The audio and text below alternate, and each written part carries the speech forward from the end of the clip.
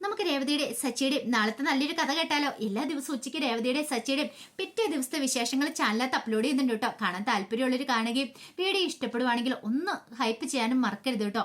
അങ്ങനെ നമ്മൾ കാണുന്ന ഒടുവില് സച്ചിയുടെ രേവതിയുടെയൊക്കെ പാസ്പോർട്ട് വെരിഫിക്കേഷന് വേണ്ടിയിട്ട് പോലീസ് ചന്ദ്രോദയത്തിലേക്ക് എത്തുന്നുണ്ട്. അങ്ങനെ പോലീസ് വന്നു കഴിഞ്ഞപ്പോഴത്തേനും ആദ്യം ചന്ദ്രമതിയാണ് അങ്ങോട്ട് ഇറങ്ങി ചെല്ലുന്നത്. പോലീസിനെ കണ്ടുകഴിഞ്ഞപ്പോൾ ചന്ദ്രമതി ഞെട്ടിപ്പോയി. പോലീസോ? ഇതെന്തിനാ ഇവരിങ്ങോട്ടേക്ക് വന്നേ? ദൈവമേ, സച്ചി എന്തേലും പ്രശ്നം ഉണ്ടാക്കി കാണും.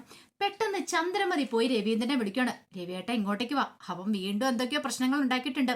പോലീസ് വന്നിട്ടുണ്ട് അവനെ പിടിച്ചോണ്ട് പോകാനായിട്ട്. പോലീസോ? നീ എന്തൊക്കെയാ ചന്ദ്രയെ പറയണമെന്ന് ചോദിച്ചു.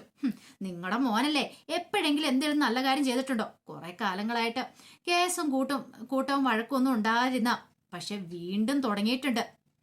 ഇപ്പോഴാ ഇനിയിപ്പോ എന്തൊക്കെയാ സംഭവിക്കുമെന്ന് പറയാൻ പറ്റില്ല. അപ്പോഴേക്ക് സച്ചിൻ രേവതിയൊക്കെ അങ്ങോട്ട് വന്നു. സച്ചി വന്നിട്ട് ചോദിച്ചു, എന്താ സാറേ കാര്യം എന്ന് ചോദിച്ചു. കാര്യം നിനക്ക് അറിയത്തില്ലല്ലേ? എടാ എന്തിനാടാ നീ അടിപിടി ഉണ്ടാക്കിയെന്ന് ചോദിച്ചു. അത് കേട്ടപ്പോ സച്ചി ചോദിച്ചു, എന്തൊക്കെയാ അമ്മ പറയണേ? ഞാൻ അടിപിടി ഉണ്ടാക്കിയെന്നോ? അല്ല, അല്ലെങ്കിൽ പിന്നെ പോലീസ് വരേണ്ട കാര്യമില്ലല്ലോ. അപ്പോഴേക്കും രവീന്ദ്രൻ ചോദിച്ചു, എടാ എന്തൊക്കെയാടാ? സച്ചി പറഞ്ഞു, എനിക്ക് അറിയില്ല അച്ഛാന്ന് പറഞ്ഞു. ആ സമയം പോലീസുകാരൻ ചോദിച്ചു, നിങ്ങൾ എന്തൊക്കെയാ പറയണേ? എനിക്കൊന്നും മനസ്സിലാകുന്നില്ല. അതെ, ഞാൻ പാസ്പോർട്ട് വെരിഫിക്കേഷന്റെ ആവശ്യത്തിന് വേണ്ടി വന്നതാന്ന് പറഞ്ഞു. അതായിരുന്നോ? ഓ, ഞാൻ കരുതി വേറെന്തോ കാര്യമായിരിക്കുമെന്നോ. ചന്ദ്രമതിക്ക് അപ്പോഴൊരു സമാധാനമായി. സാറേ ബാ ഇരിക്കാനൊക്കെ പറഞ്ഞു. അങ്ങനെ പാസ്പോർട്ട് വെരിഫിക്കേഷന്റെ കാര്യങ്ങളെക്കുറിച്ചൊക്കെ കാര്യങ്ങളെക്കുറിച്ചൊക്കെ ചോദിക്കുകയാണ്. ഇപ്പൊ പാസ്പോർട്ട് എടുക്കണം എന്തിനാന്നൊക്കെ രവീന്ദ്രനോട് ചോദിച്ചു. മലേഷ്യക്ക് പോകാനാണ്, ഞങ്ങൾ ബഹാമിലിയായിട്ട് പോകാനെന്നൊക്കെ പറഞ്ഞു. അപ്പോഴേക്കും ശ്രുതിയും കൂടെ അങ്ങോട്ട് വന്നു. ശ്രീകാന്ത് പക്ഷിയുണ്ടായിരുന്നു. ഈ സമയത്ത് പോലീസുകാരോട് ചോദ്യങ്ങളൊക്കെ ചോദിക്കുന്നുണ്ടായിരുന്നു. സച്ചിയോടും, സച്ചിക്കും രേവതിക്കും രവീന്ദ്രനും ചന്ദ്രമതിക്കും ഒക്കെ വേണമല്ലോ. അങ്ങനെ അവരതിനെക്കുറിച്ച് സംസാരിക്കണം. ആ സമയത്താണ് ബീരാൻ അങ്ങോട്ടേക്ക് വരുന്നത്. അപ്പൊ ബീരാനോട് നേരത്തെ ഒരു നാടകം കളിക്കുന്ന കാര്യങ്ങളൊക്കെ ശ്രുതി പോയി പറഞ്ഞിട്ടുണ്ടായിരുന്നു. എങ്ങനെയെങ്കിലും ഈ കുരുക്കിൽ നിന്ന് രക്ഷപ്പെടണമല്ലോ. ഈ മലേഷ്യ ട്രിപ്പ് എന്നുള്ള കുരുക്കിൽ നിന്ന് സച്ചിൻ രേവതി ആന്റി അങ്കിളൊന്നും ഒരു കാരണവശാലും മലേഷ്യക്ക് പോവരുത്. തന്റെ കള്ളത്തരങ്ങൾ പിടികൂടാൻ പാടില്ല. അപ്പൊ അതിന് വേണ്ടിയിട്ട് എങ്ങനെയെങ്കിലും തലയുരാൻ വേണ്ടിയിട്ടാണ് ശ്രുതി ബീരാനെ കൊണ്ടൊരു നാടകം കളിപ്പിക്കാൻ തീരുമാനിച്ചേ. അങ്ങനെ ബീരാൻ അങ്ങോട്ടേക്ക് വരുന്നുണ്ട്. ബീരാന് ടെൻഷൻ ഉണ്ടായിരുന്നു. താൻ കുറെ തവണയെ കള്ളത്തരങ്ങൾ കാണിക്കുന്നേ, തന്റെ കള്ളത്തരം പിടികൂടുക എന്നൊക്കെ ഒരു ചിന്തയൊക്കെ മനസ്സിലുണ്ടായിരുന്നു. ഈ സമയത്ത് ചന്ദ്രമതി പറഞ്ഞു, സാറേ എന്റെ മരുമോളുണ്ടല്ലോ, അവള് മലേഷ്യക്കാരനാ. അപ്പൊ ഞങ്ങൾ അങ്ങോട്ടേക്ക് പോകാൻ തീരുമാനിച്ചു, എല്ലാവരും കൂടി ട്രിപ്പായിട്ട്. ഓ, മലേഷ്യയിലാണെന്ന് ചോദിച്ചു. അതെ, ഇവളുടെ കുടുംബം മൊത്തം മലേഷ്യയിലാ. പിന്നെ അച്ഛൻ ജയിലിലാന്ന് പറയാൻ വന്നു കഴിഞ്ഞപ്പോഴത്തേനും പെട്ടെന്ന് ശ്രുതി ആടിക്കടി പറഞ്ഞു, അച്ഛൻ ഒരു വേൾഡ് ട്രിപ്പിലാന്ന് പറഞ്ഞു. വേൾഡ് ട്രിപ്പിലോ? ഇവളെന്താ ഇങ്ങനെ പറയണേ? ചന്ദ്രമതിയും രവീന്ദ്രനൊക്കെ പരസ്പരം അന്തം വിട്ട് നോക്കണം. പെട്ടെന്ന് ചന്ദ്രമതി എഴുന്നേറ്റ് അങ്ങ് ചെന്നു. ശ്രുതിയോട് ചോദിച്ചു, നീ എന്താ അങ്ങനെ പറഞ്ഞേ? വേൾഡ് ട്രിപ്പിലാന്ന്. എന്നിട്ട് നീ ഞങ്ങളോട് പറഞ്ഞ അച്ഛൻ ജയിലിലാന്നാണല്ലോ. അപ്പൊ അതിനകത്ത് ഏതാ സത്യാവസ്ഥ എന്ന് ചോദിച്ചു. എന്റെ ആന്റി, പാസ്പോർട്ട് വെരിഫിക്കേഷൻ വരുമ്പോ അങ്ങനെയൊന്നും പറയാൻ പാടില്ല, അതാന്ന് പറഞ്ഞു. ഓ അങ്ങനെയാണല്ലേ. ചന്ദ്രമതി പിന്നീട് രവീന്ദ്രനോട് വന്ന് രഹസ്യമായിട്ട് ആ കാര്യങ്ങൾ പറയുന്നുണ്ട്. അപ്പോഴേക്കും പോലീസുകാരൻ ചോദിച്ചു, അല്ല വല്ല പോലീസ് കേസോ മറ്റോ കാര്യങ്ങൾ എന്തെങ്കിലുമൊക്കെ ഉണ്ടോന്നൊക്കെ ചോദിച്ചു. ചന്ദ്രമതി പറഞ്ഞു, ഇവിടെ അങ്ങനെ എന്തെങ്കിലും ഉണ്ടാവുകയാണെങ്കിൽ അത് ഇവന്റെ പേരിലും ഉണ്ടാകത്തുള്ളൂ, സച്ചിയുടെ പേരില്, ഞങ്ങളുടെ പേരിലൊന്നും ഇല്ല എന്നൊക്കെ പറഞ്ഞു. അങ്ങനെ വെരിഫിക്കേഷനൊക്കെ കഴിഞ്ഞ് പോവാനായിട്ട് പോലീസുകാരൻ ഇറങ്ങാൻ തുടങ്ങുമ്പോഴത്തേനും വേണം ബീരാൻ അങ്ങോട്ടേക്ക് വരുന്നേ. വാതുക്കളേക്ക് ബീരാൻ വന്നു കഴിഞ്ഞപ്പോൾ ബീരാൻ ഒന്ന് ഞെട്ടി. പോലീസോ? ഇവിടെ എന്താ പോലീസും കൂട്ടുമൊക്കെ? പണി വാളിയോ? തന്നെ പൊക്കാൻ വന്ന് നിൽക്കുന്നതാണോ? സച്ചിൻ രേവതിയൊക്കെ നേരത്തെ എങ്ങാനും വിളിച്ചു പറഞ്ഞ് തനിക്കിട്ട് പണി തരുന്നതാണോ? വല്ലാത്തൊരു ടെൻഷൻ ബീരാന്. ഓടിയാലോ? ഓടിയിട്ടുണ്ടെങ്കിൽ പുറകെ വന്ന് പിടിക്കുവോ പോലീസുകാരൻ? ആ ഒരു ചിന്തയോടും ടെൻഷനോടും കൂടി ഇങ്ങനെ ബീരാൻ നിൽക്കുവാണ്. പെട്ടെന്ന് ശ്രുതിക്ക് മനസ്സിലായി ബീരാൻ പേടിച്ചു പോയെന്ന്. ദൈവമേ, മൊത്തം കോളവാക്കുന്ന ലക്ഷണമുണ്ട് ഇങ്ങേര്. ഇനിയിപ്പൊ എന്താ ചെയ്യുന്നേ? ശ്രുതി പെട്ടെന്ന് കണ്ണുകൊണ്ട് കാണിക്കണ്ട. കേറി വാ എന്ന് പറഞ്ഞിട്ട് കണ്ണുകൊണ്ട് കാണിക്കണം. ബീരാന് പേടി. അകത്തേക്ക് കയറിയ പിന്നെ പുറത്തേക്ക് പോകാൻ പറ്റുമോന്ന്. എങ്ങാനും പിടികൂടി കൂമിന് ടിടി തന്നിട്ടുണ്ടെങ്കിൽ തീർന്നു. സത്യങ്ങളൊക്കെ വിളിച്ചു പറയേണ്ടതായിട്ട് വരും. ബീരാൻ ഇങ്ങനെ നിൽക്കുകയാണ്. അപ്പോഴേക്കും പോലീസുകാരൻ ഇങ്ങനെ നോക്കി എന്നിട്ട് ചോദിച്ചു, താൻ ആരാന്ന് ചോദിച്ചു. ബീരാൻ ആകെപ്പാടെ ഞെട്ടി പറിച്ച്, അത് പിന്നെ ഞാനെന്നൊക്കെ പറഞ്ഞ് നിൽക്കുക. പറയാൻ വാക്കുകൾ കിട്ടുന്നില്ല, പേര് പോലും പുറത്തേക്ക് വരുന്നില്ല. അപ്പോഴേക്കും ശ്രുതി കയറി പറഞ്ഞു, അതെന്റെ ഇളയച്ചനാന്ന് പറഞ്ഞു. ആണോ? ഇളയച്ചനാണ് അങ്ങോട്ട് മാറി നിൽക്കുക, എനിക്ക് പോണോന്ന് പറഞ്ഞു. വാതിലിന്റെ അവിടെയല്ലേ അങ്ങേര് നിന്നത്.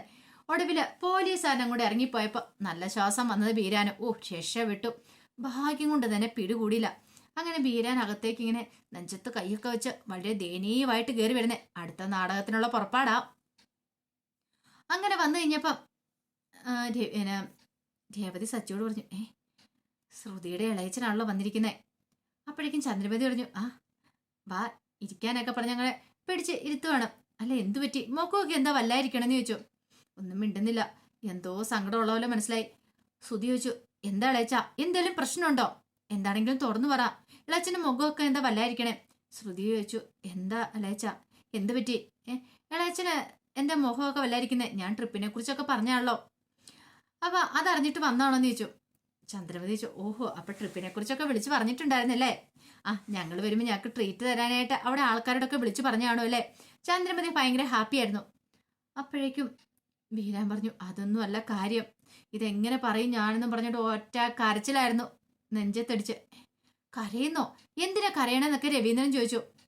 എങ്ങനെ കരയാതിരിക്കും, എനിക്ക് സങ്കടം സഹിക്കാൻ പറ്റുന്നില്ല. എന്റെ ചേട്ടൻ. ചേട്ടനോ? എന്താ കാര്യം എന്താ? അത് പിന്നെ ഞാൻ എങ്ങനെ പറയും, എനിക്ക് സഹിക്കാൻ പറ്റുന്നില്ല എന്ന് പറഞ്ഞു. ശ്രുതി പറഞ്ഞു, ഇളയച്ച എന്ത് കാര്യമാണെങ്കിലും തുറന്നു പറ. ഇളയച്ച ഇത് എന്തു പറ്റി, ഇളയച്ചൻ എന്താ കരയണേന്ന് ചോദിച്ചു. അപ്പോഴേക്കും ചന്ദ്രമതി പറഞ്ഞു, അതെ, കാര്യം എന്താന്ന് വെച്ചാൽ അത് പറഞ്ഞിട്ട് കരാ. അപ്പോഴേക്കും അയാൾ പറഞ്ഞു, അതെ, ശ്രുതിയുടെ അച്ഛന്, എൻ്റെ ചേട്ടന് ജയിലിലായിരുന്നല്ലോ. ശ്രുതിയുടെ അച്ഛനെ ജയിലിലാക്കിയ കുറെ ആൾക്കാരുണ്ടായിരുന്നല്ലോ, ബിസിനസ്സുകാര്. അവരെല്ലാരും കൂടെ ചേർന്നിട്ട് ശ്രുതിയുടെ അച്ഛനെ അത്രയും പറഞ്ഞ് നിർത്തി. അപ്പോഴേക്കും ശ്രുതി ഏങ്ങൽ വെച്ച് കരയാൻ തുടങ്ങി. എൻ്റെ അച്ഛൻ എന്താ പറ്റിയെന്ന് ചോദിച്ചിട്ട് ഭയങ്കര അഭിനയം, തകർത്ത് അഭിനയിക്കുവാണ്.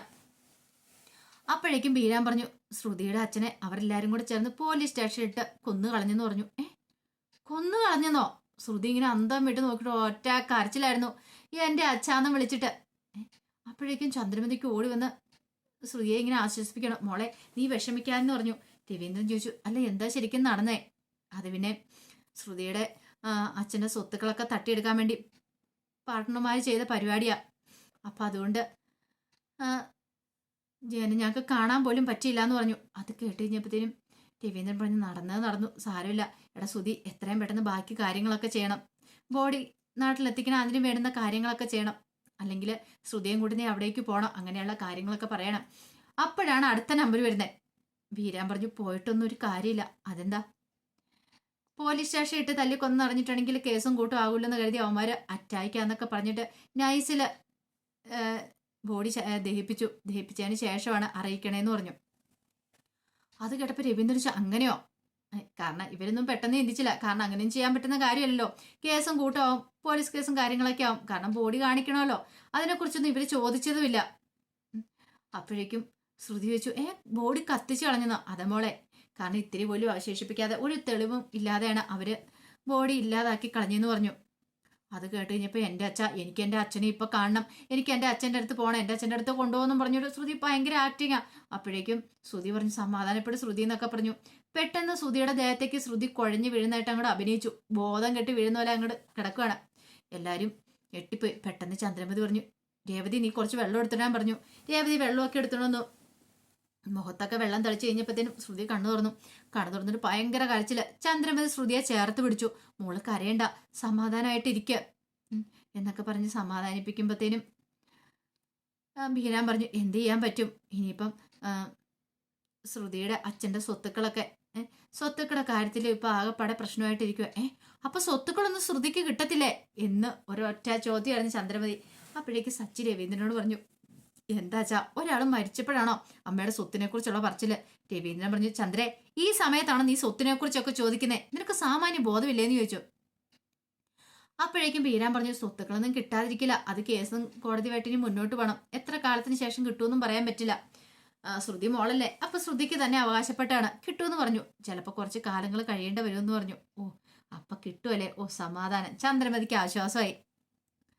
പിന്നീട് ശ്രുതി ഇങ്ങനെ അവിടെ വിങ്ങി കിടന്ന് കരയുവാണ്. ശ്രുതി പറഞ്ഞു, ബാ ശ്രുതി, ഞാൻ മുറിയിലേക്ക് കൊണ്ടാന്ന് പറഞ്ഞു. ബീരാൻ പറഞ്ഞു, ദേ മോളെ, ഇനിയിപ്പോൾ അങ്ങോട്ടേക്ക് മലേഷ്യക്ക് പോയിട്ടൊന്നും ഒരു കാര്യമൊന്നുമില്ല, വെറുതെ പോകുന്ന. അത് മാത്രമല്ല, ചിലപ്പം മോൾ അങ്ങോട്ട് പോയിട്ടുണ്ടെങ്കിൽ മോളെ കൊല്ലാനും വഴിയുണ്ടെന്ന് പറഞ്ഞു. എൻ്റെ മോളെ കൊല്ലാനോ എന്ന് ചന്ദ്രമതി ചോദിച്ചു. അതെ, ഭീഷണിയുണ്ട്, ചിലപ്പോൾ സ്വത്തുക്കൾ തട്ടിയെടുക്കാനായിട്ട് ശ്രുതിയെ കൂടെ ചിലപ്പോൾ കൊന്നെന്ന് വരുമെന്ന് പറഞ്ഞു. അതോടെ കേട്ട് കഴിഞ്ഞപ്പോൾ ശ്രുതി പറഞ്ഞു, കൊല്ലട്ടെ, അവരെന്നെയും കൂടെ കൊല്ലട്ടെ, അവർക്ക് സമാധാനമാണെങ്കിൽ അങ്ങനെയൊക്കെ ചെയ്യട്ടെ എന്ന് പറഞ്ഞു. ശ്രുതി പെട്ടെന്ന് പറഞ്ഞു, എന്തൊക്കെയാ ശ്രുതി നീ പറയണേ? നിനക്ക് ഞങ്ങളൊക്കെ ഇല്ലേ, നീ ഒന്നും വിഷമിക്കാതിരിക്കുക, സങ്കടപ്പെടാതിരിക്കുക, ഇങ്ങനെയൊക്കെ പറയില്ലേ എന്നും പറഞ്ഞുകൊണ്ട് ആശ്വസിപ്പിക്കുക. ബീരാൻ പറഞ്ഞു എങ്കിൽ ഞാൻ പോട്ടെ, ഞാൻ പെട്ടെന്നൊന്നും ഇന്ന് മലേഷ്യക്ക് പോകുന്നില്ല. കാരണം എനിക്ക് സഹിക്കാൻ പറ്റില്ല അങ്ങോട്ട് പോയിട്ടുണ്ടെങ്കിൽ, അത്രയ്ക്ക് എനിക്ക് വിഷമമുണ്ടെന്നൊക്കെ പറഞ്ഞുകൊണ്ട് നൈസായിട്ട് ബീരാൻ അവിടെ നിന്ന് അങ്ങോട്ട് പോയി. അങ്ങനെ ഒടുവിൽ ശ്രുതിയുടെ മുറിയിലേക്ക് പോന്നു. സച്ചിക്ക് എന്തൊക്കെയോ ഒരു സംശയങ്ങളും കാര്യങ്ങളും സച്ചി ഇങ്ങനെ മനസ്സിൽ ആലോചിക്കുകയാണ്. അപ്പോഴേക്കും രവീന്ദ്രൻ പറഞ്ഞു, എടാ സച്ചി, ഇനിയിപ്പം മലേഷ്യൻ ട്രിപ്പ് ക്യാൻസൽ ചെയ്തേരെ, ഇനി പോകുമൊന്നും വേണ്ടാന്ന് പറഞ്ഞു. അങ്ങനെ രവീന്ദ്രൻ കൂടെ പോയി കഴിഞ്ഞപ്പോൾ രേവതിയോട് സച്ചി പറഞ്ഞു, എനിക്കെന്തോ ചെറിയ സംശയങ്ങളൊക്കെ തോന്നണമെന്ന് പറഞ്ഞു. എന്താ സച്ചിയേട്ടാ? ശരിക്കും ശ്രുതിയുടെ അച്ഛൻ മരിച്ചതാണോന്ന് ചോദിച്ചു. അങ്ങനെ ഒരാൾ അച്ഛൻ മരിച്ചെന്നൊക്കെ വെറുതെ കള്ളത്തരം പറയോ? രേവതിയുടെയൊക്കെ മനസ്സിലെ കള്ളത്തരം അങ്ങനെ ഇല്ലാത്തതുകൊണ്ട് അവരങ്ങനെയാ ചിന്തിക്കുന്നേ. അതുകൊണ്ട് ശരിക്കും ഉള്ളത് തന്നെ ആയിരിക്കും സച്ചിയേട്ടാ. ഇനി എന്ത് ചെയ്യാൻ പറ്റും? എന്നാലും ഇങ്ങനെയൊക്കെ ആയിപ്പോയില്ല. വല്ലാത്തൊരു വിഷമമായിരുന്നു രേവതിക്കൊക്കെ. അച്ഛൻ മരിച്ചു പോയതിന്റെ വിഷമം അത് മരിച്ചു പോയവർക്കല്ലേ അറിയത്തുള്ളൂ. അപ്പൊ അതിന്റെ ഒരു ബുദ്ധിമുട്ട് രേവതിക്കും ഉണ്ടായിരുന്നു. ആ സമയത്ത് ശ്രുതിയുടെ മടിയിലേക്ക് തല വെച്ച് കിടക്കുകയാണ് ശ്രുതിയുടെ തലയിലൊക്കെ തഴുകി ആശ്വസിപ്പിക്കുകയാണ് ശ്രുതി. പോട്ടെ, നിനക്ക് ഞാനില്ലേ, ആരൊക്കില്ലെങ്കിൽ എന്ന് പറഞ്ഞാൽ ഞാനുണ്ട് നിനക്ക്, നീ വിഷമിക്കൊന്നും വേണ്ടാന്ന് പറഞ്ഞു. എന്നാലും ഇത്ര പെട്ടെന്ന് എൻ്റെ അച്ഛൻ പോകുന്ന ഞാൻ വിചാരിച്ചില്ല. സാരമില്ല, എനിക്ക് ആഗ്രഹം ഉണ്ടായിരുന്നു നിന്റെ അച്ഛനെ കാണണമെന്ന്, ജീവനോടെ കാണണമെന്ന്. ഒരു പക്ഷേ ജയിലിൽ നിന്ന് അദ്ദേഹം ഇറങ്ങി കഴിയുമ്പോൾ അദ്ദേഹത്തെ കാണാമെന്ന് വിചാരിച്ചിരിക്കുമായിരുന്നല്ലോ. ആ സമയത്തല്ലേ ഇങ്ങനൊരു ദുരന്തം സംഭവിക്കുന്നത്. ജീവനോടെ കാണാൻ പറ്റില്ലല്ലോ. ആ മോഹമെങ്കിലും അവസാനം ഒന്ന് കാണാൻ പറ്റുമായിരുന്നെങ്കിൽ സമാധാനമായിരുന്നു. അപ്പോഴേക്ക് ശ്രുതിയുടെ കരച്ചിലിന് ശക്തി കൂടി. ശ്രുതി പറഞ്ഞു, പോട്ടെ, നീ വിഷമിക്കൊന്നും വേണ്ടാന്ന് പറഞ്ഞു. ഇനിയിപ്പോൾ എന്ത് ചെയ്യാൻ പറ്റും? ഒരു കാര്യം ചെയ്യാം, നമുക്ക് അവിടെ മരുന്ന് പോയിട്ട് വരാമെന്ന് പറഞ്ഞു. അപ്പോഴേക്കും ശ്രുതി ചോദിച്ചു, എന്തിനാ? ഇനി അങ്ങോട്ടേക്ക് പോകുമൊന്നും വേണ്ട, എനിക്ക് അവിടെ പോയി അവിടെ ഒന്നും കാണാൻ പറ്റില്ല, എനിക്ക് എൻ്റെ അച്ഛനെ ജീവനോടെ കാണാൻ പറ്റില്ലോ എന്നൊക്കെ അങ്ങോട്ട് തകർത്ത് അഭിനയിച്ചു. അപ്പോഴേക്കും ശ്രുതി പറഞ്ഞു, ഇനിയിപ്പം എങ്ങനെ ഇന്ന് കടയിലേക്ക് പോകുന്ന, ഷോപ്പ് തുറക്കണ്ട, കാരണം നിന്റെ അച്ഛൻ മരിച്ചു പോയ ദിവസമല്ലേ. അത് കേട്ടപ്പോൾ ശ്രുതി ചാടി എഴുന്നേറ്റിട്ട് പറഞ്ഞു, വേണ്ട വേണ്ട, ഷോപ്പ് തുറക്കണം, വെറുതെ എന്തിനാ ഒരു ദിവസം അടവ് കൊടുക്കുന്നേ. എൻ്റെ അച്ഛൻ പറയായിരുന്നു ബിസിനസ്സിൽ നമ്മുടെ ഓരോ സെക്കൻഡ് വിലപ്പെട്ടാന്ന്, ഒരു സെക്കൻഡ് പോലും വെറുതെ കളയില്ലെന്ന്, അതുകൊണ്ട് ഷോപ്പ് തുറക്കാതിരിക്കേണ്ട. അങ്ങനെയാണ്, തുറന്നേക്കാം, ശ്രുതി ഒരു പൊട്ടനാണല്ലോ, നിന്റെ അച്ഛൻ്റെ ആഗ്രഹം പോലെ ഷോപ്പ് തുറന്നേക്കാം, നമ്മൾ തുറക്കാതിരിക്കേണ്ട എന്നൊക്കെ ഇങ്ങനെ പറയുകയാണ്. ശ്രുതിക്ക് മനസ്സിലായി തൻ്റെ നാടകം ഏറ്റിട്ടുണ്ടെന്നുള്ള കാര്യം. അപ്പോൾ അതിൻ്റെ വിശേഷങ്ങളൊക്കെ നാളെ കാണാൻ പോകുന്നത്. ആ കഥകൾക്കായി നമുക്ക് എല്ലാവർക്കും കാത്തിരിക്കാട്ടോ. ഒരിക്കൽ കൂടി എല്ലാവർക്കും ശുഭദിനം നേർന്നുകൊണ്ട് നിർത്തുന്നു. നന്ദി.